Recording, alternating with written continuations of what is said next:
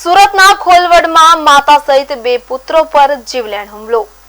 Cricket રમતા બાળકોના ઝઘડામાં વાલીઓ વચ્ચે હિંસક ઘટના સામે આવી છે તો બેટ વડે હુમલો કરવામાં આવ્યો છે। इस समय माता सहित बे पुत्रों पर बैट वडे हुमलो कर्या होवानुं सामे आव्युं तो पोलीसे आरोपी राहुल सिंह नकुम विरुद्ध गुनो दाखल कर्यो छे। तो समग्र घटनाना सीसीटीवी फूटेज सामे आव्या छे। तो आपणे जणावी दीए के सुरतना कामरेज तालुकाना खोलवड गाममां एक ચોંકાવનારી ઘટના સામે આવી છે।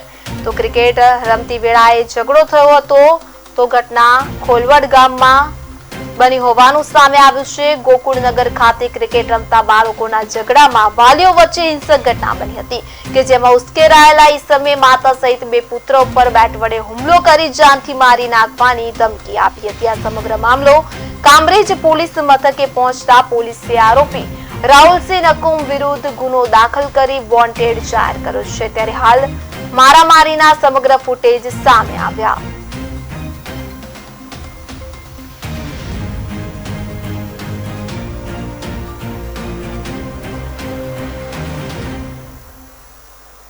चिरागभाई नटूभाई गोहिल ने सामेवाड़ा सेम एपार्टमेंट में रहता राहुल सिंह अजीत सिंह नकुम नामना ईसमे सदर छोकराओना झगड़ा बाबते फरियादी साथे झपाझपी करी तथा तेमने नालायक गाळो आपी।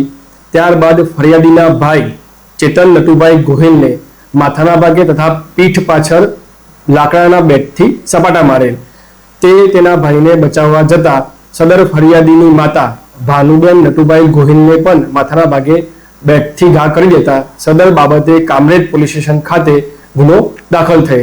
जे गुनानी तपास दरमियान सदर बनाव बनेल ते बनावना सीसीटीवी फूटेज कब्जे लेवामां आवेल छे तथा सदर आरोपीनी तपासना अंते सदर आरोपीने काले सांजे अटक कर्या दी चिरागभाई नटूभाई गोहिल ने सामेवाड़ा